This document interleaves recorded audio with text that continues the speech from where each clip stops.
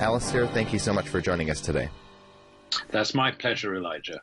All right. Well, I'd like to start off with a gold and silver market update.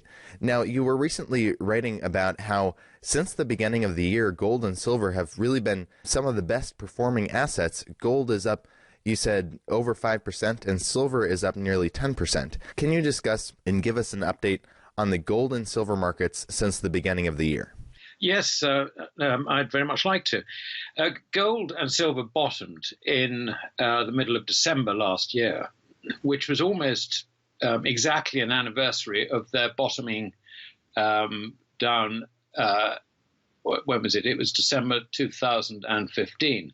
So we've had a sort of, anniversaries are actually quite a strong thing. When things move on anniversaries, it can have some significance.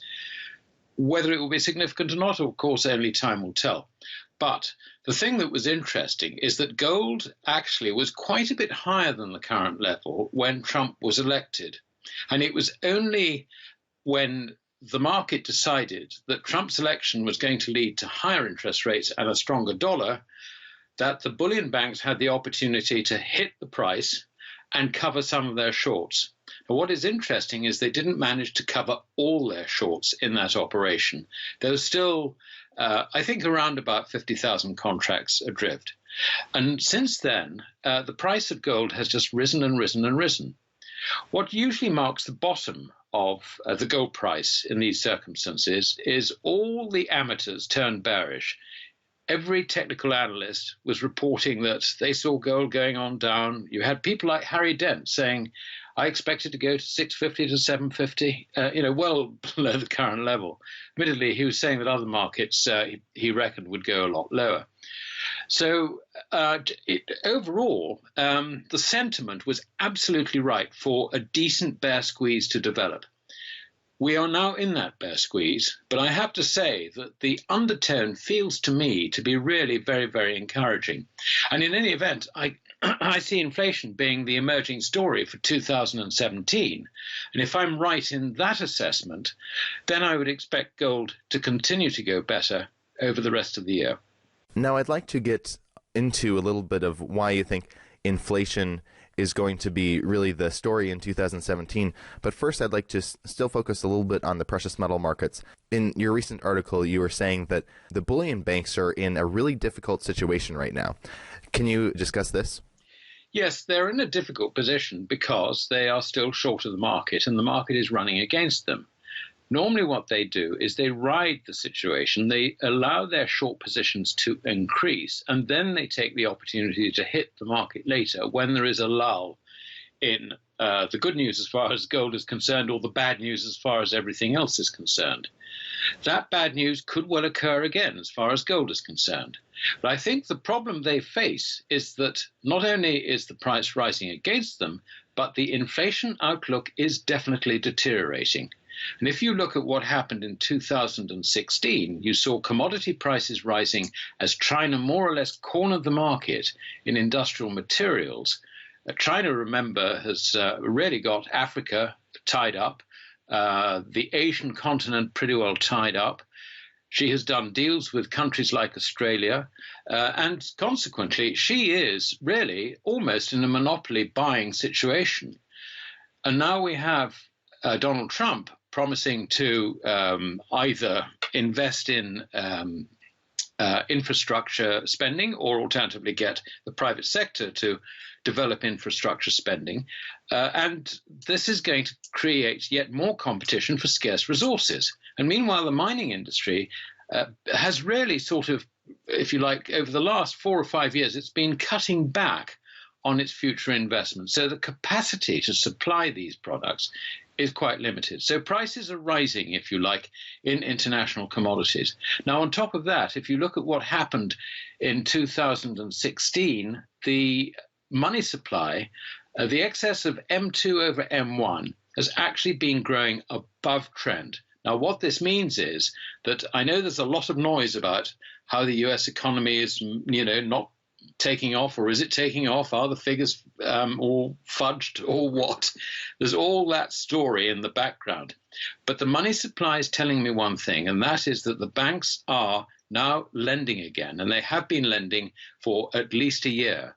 And this is confirmed when you look at the Fed's balance sheet, because the excess reserves are being drawn down. So, in other words, Mr. Trump comes in as president with a promise to spend on infrastructure, to cut taxes, in other words, fiscal reflation, on top of an economy that has already been motoring along quite nicely. Now, this to me is very inflationary.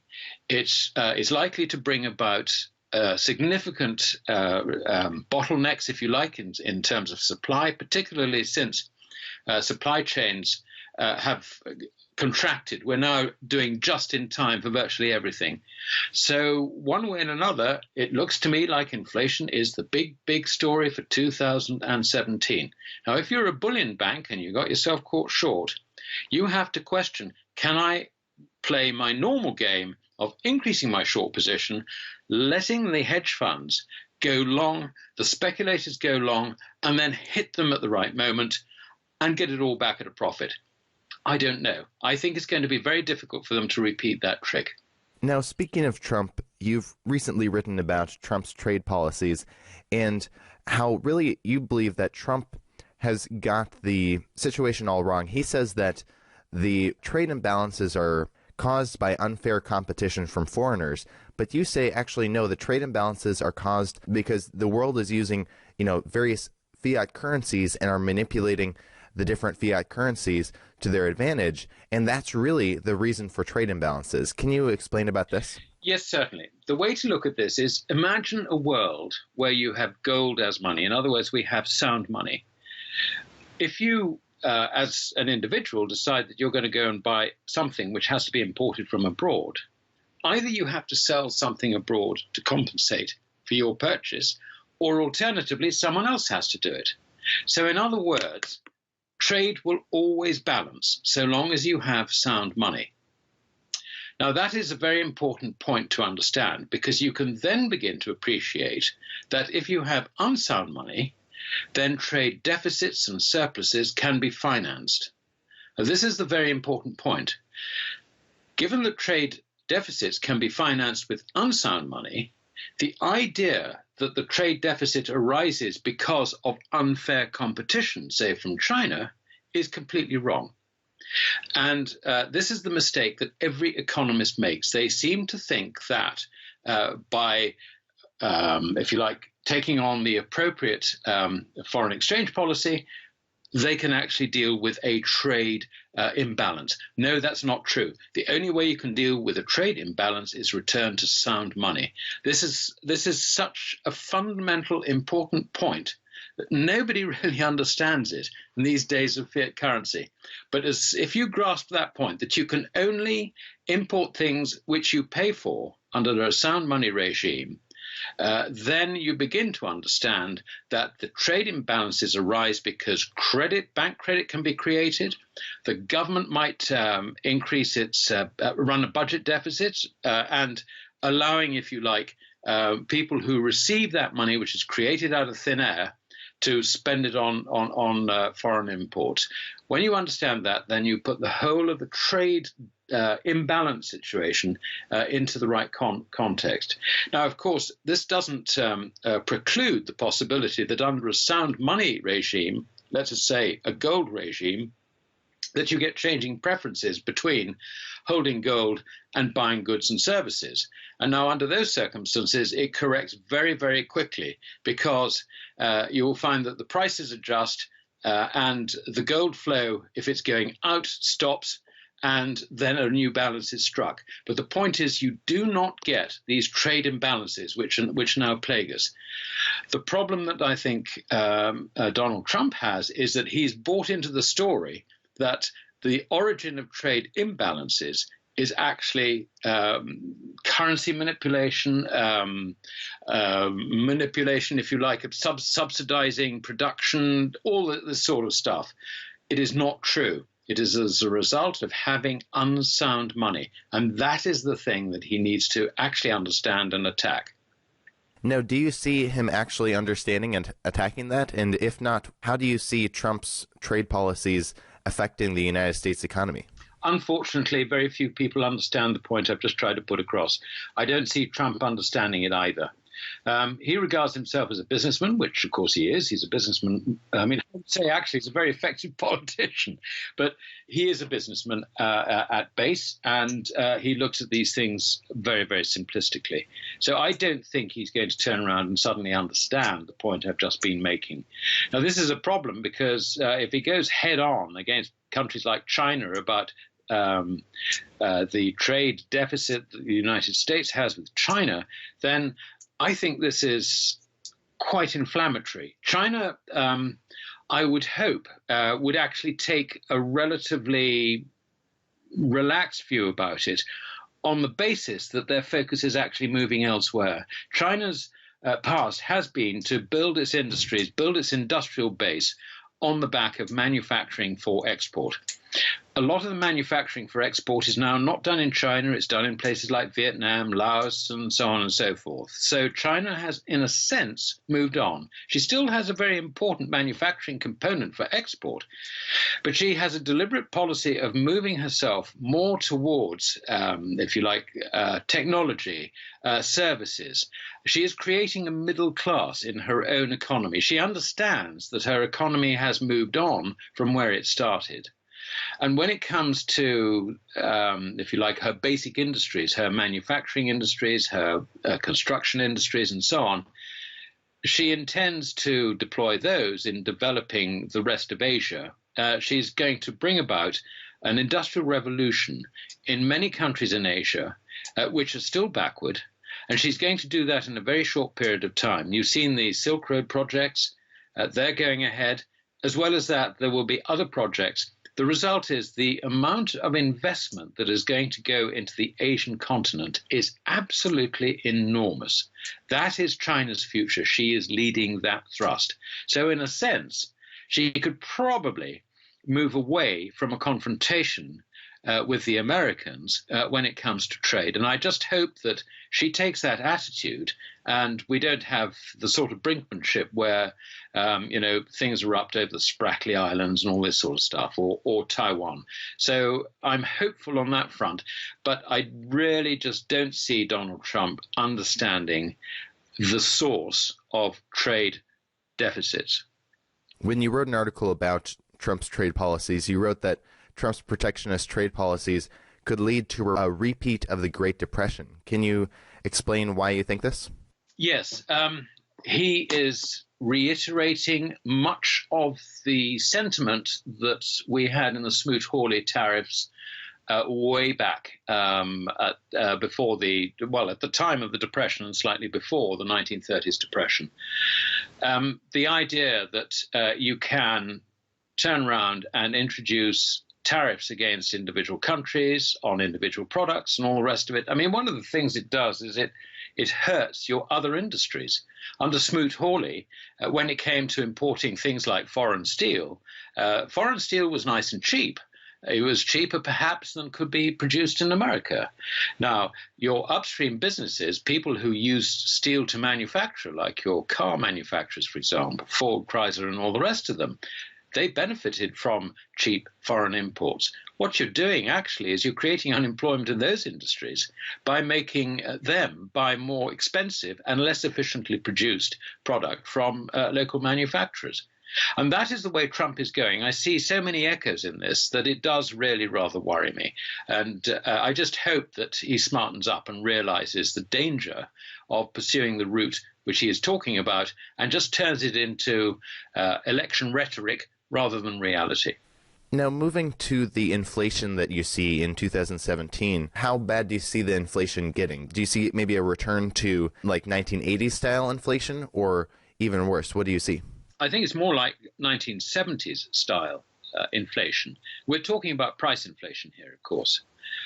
And price inflation is something which can only be tackled by raising interest rates to a level where demand is removed, if you like, from the economy, so that people switch their preference for money away from buying goods and services into holding money. And high interest rates are required to do that. The problem the Fed has is if it raises interest rates, on my calculations, over 2.5%, it risks creating a financial crisis in exactly the same way as when they raised interest rates in 2006 to 2007 to around about the 6+ % level. And that crisis, I think, will turn out to be less than the crisis we face if the Fed raises interest rates to, say, 2.5% to 3%. That is the problem that faces the Fed.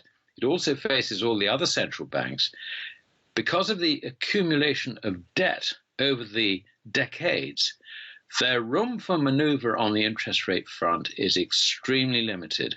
And the consequences of bringing about a change, if you like, in that preference for money over goods are really getting too great to contemplate as a deliberate act of policy. I'd like to move back to the precious metal markets. Did you want to discuss the recent changes in the Islamic gold market? Because I know gold money now is Sharia compliant. Yes, I'd love to. The interesting thing is that gold has always been money as far as the Muslim world is concerned. Therefore, one would have thought it was actually quite easy to get gold Sharia compliant. You would think it is automatically Sharia compliant. The problem is that gold is one of 6 ribawi items which really have a very special place in the Islamic world. And how you marry, if you like, financial technology with this traditional view of gold, that then becomes really quite a problem. And we've spent a long time working with the scholars towards producing a solution to this. We have now finally got a solution, and the fatwa was issued about, I think it was about 3 weeks ago, which allows us to market our platforms, gold money platforms, to the whole of the Muslim world. Now, the reason this is important is we're talking about a market of 1.7 billion people. And it's also quite a rapidly growing market in the sense of, the Islamic banking system is growing more rapidly than banks as a whole. You have people in the Islamic world are becoming wealthier at a more rapid rate than many other people in the world, certainly a lot more rapid than we are in the West. The challenges in this is that traditionally the Muslim world have held on to physical gold and used it, if you like, as their medium for capital projects. So typically, if you wanted to, buy another store or something like that, then you would go to a pawn shop, a gold pawn shop, and you would deposit your gold in return for local currency, which you would then spend on buying your capital asset. And once you have got the income flowing back from your capital asset, you can then redeem your gold. There's a huge network of these pawn shops. We call them pawn shops. They are pawn shops. They're a lot more efficient than pawn shops in the West, it seems to me. And this way, the typical Islamic or resident of an Islamic country avoids the problems of depreciating currency. I mean, we think that our currencies have depreciated quite a lot against gold. Indeed, they have. I mean, if you look at the dollar, since 1969, the year before we finally finished the Bretton Woods agreement, measured in gold, the dollar's lost something like 97% of its value. And but if you look at other currencies like the Indonesian rupiah, for example, that's lost 99.996% of its value. In other words, there is not a lot of monetary value left in the rupiah over that period of time. And so anyone who tries to save in the local currency through conventional means basically gets, it just loses it through the loss of purchasing power of the currency. So gold really is very central to the Islamic world. And I think that this is something where we can help the Islamic world develop more rapidly this to me is very good, because the problem with the Islamic world very often is we think of it as being backward. Culturally, it is not backward. It is culturally actually very strong. But the problem is that it just hasn't got the ability to grow itself into a more modern civilization, if you like. And gold, I think, by using financial technology with gold, I think that we can do that. We can do a lot. We can make our contribution towards it, which, of course, also is an activity which tends to lead to greater peace around the world. And that's something which, obviously, we've all got an enormous interest in. All right. Well, Alasdair MacLeod, thank you so much for joining us today. Before we let you go, did you want to share with the viewers where they can find you and any last thoughts you had? Yep. Goldmoney.com. And if you click on wealth, you'll find under wealth, there's all the research. I write an insight article every week, and I also write a market report on gold and silver. Also, the insight article comes out on Thursday, and the gold and silver market report comes out on Friday. And I just urge your listeners to read it, and I hope they enjoy it. Once again, Alasdair MacLeod, thank you so much for your time. That was my pleasure. This video was brought to you in part by ReluctantPreppers.com. Click here to watch Reluctant Prepper's latest interview with J. Wayne Fears. If you're suddenly forced into the outdoors and need food to survive, how can you find safe and nourishing wild edibles? What basic rules will keep you safe as you supplement your emergency food with what you can find in the backwoods? And most vital, what must you never do if you want to live through your wild eating adventure? Lifelong outdoorsman, wildlife manager, backwoods rescue expert, and prolific author of over 30 books and 3,200 articles on outdoor living, J. Wayne Fears returns to Reluctant Preppers to be your personal guide to backwoods survival.